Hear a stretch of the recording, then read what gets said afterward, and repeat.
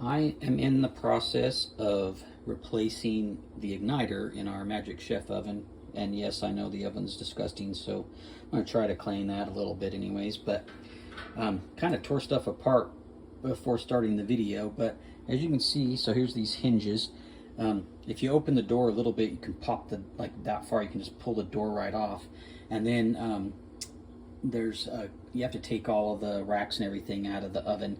And then the bottom panel, there's some pins and you can kind of just pull up from the back and it pops up, and then you can pop it out of the way. And then what you see is this guy's going to be in there, and that's where you'll see your igniter. And let me see, here's our old igniter. We were having problems with you turn the oven on and sometimes it would heat up and sometimes it wouldn't, and pretty sure it was this guy here just not getting hot enough. So there's a screw that holds that burner on at the front that you have to undo, and then the thing kind of just pops off. Make sure you have your electricity and your gas to the stove shut off so that you don't blow your house up. But once you do that, you kind of pull that forward, and then you have to pull these wires out so that you can expose those and unclip it. And then you want to make sure you have the right piece and part. So there's the new one. I'm hoping this connector fits. It was supposed to come, it said, with a variety of connectors. It did not. It came with this one. So I'm hoping that fits. One of the issues I ran into as well is, the old one, this is attached to the burner here with some screws. One of them came out no problem.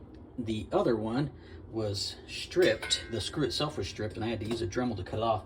And I live in a small town, and they did not have an exact match, so I bought some random stuff, and I'm hoping that works. So I'm gonna try to get that on there, and then hopefully that connector works. The kit came with some insulation that once you do connect it, you kind of shove the insulation back in that hole. It also came with some ceramic wire nuts and stuff and some extra wires, which I'm hoping I don't need, because I'm assuming if that's the case, I probably have to splice off the connector from the old one. But I'm gonna try to do that. Once it's kind of, if it works, I'll sort of show some more stuff. But it's supposed to be, and it should be, a relatively easy repair. It costs between 30 and 50 bucks for the parts, as opposed to having to buy a new oven. So I thought I'd just show that.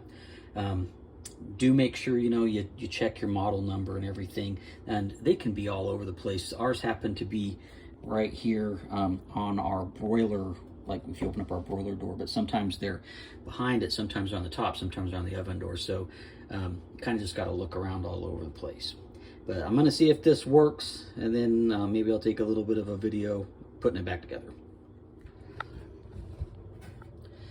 All right, so the plug does not fit, so I will pop this thing off and I guess do some electrical work and try to get the plug from the old one onto the new one and hope that takes care of it. But yeah, not as easy as the video on the parts thing said, because of course theirs matched up perfectly, but never works that way. Okay, so I cut off the one from the new one and then spliced the old one on, so hopefully there was not a problem with that.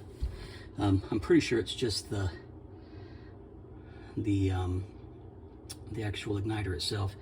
Here's my, I might have to replace that sheet metal screw. It's a little on the small side, it's not really tightening up, but I'm hoping it will hold. I've turned the gas back on. It doesn't smell like there's gas anywhere, so I'm hoping I'm good. I'm not putting it together until I check it out. If I blow up, hopefully someone will find my phone and post this as my last, stupid thing I've done. But anyways, I'm going to turn the oven on, and one of the problems was our igniter, it looked like it was getting hot. It like glowing orange. Apparently they're supposed to glow white, so we'll see what happens. Hopefully something happens. And I may have, I don't know, my splice may not have worked because it's not doing anything now. Oh, yeah, it won't do anything. I turned the gas back on, but not the power. Okay, power's on, gas is on. Let's try this again. Take the light out of there, turn this puppy on, and it's still not working. So, oh wait, here we go. Let's see. Well, it smells quite hot. It says it should kick on within 90 seconds. Let's see what happens here. Well, it got hot enough it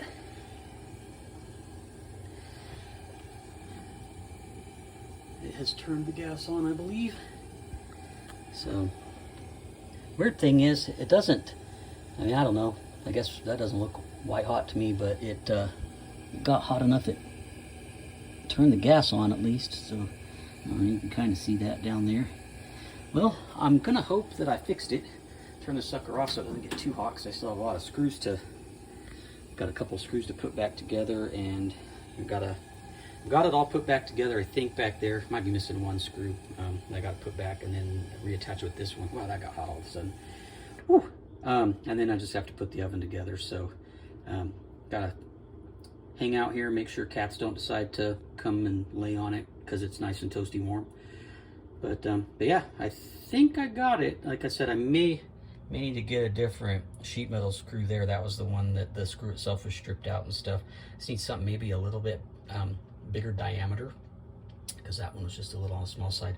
I had I bought this thing here, but it's not really self-tapping, and it's a little bit too big of a diameter, so it didn't do any good. But yeah, I think it's good. So yeah, now it's just kind of let it cool down so I can finish putting it all back together, and you know, now we're back in pizza business.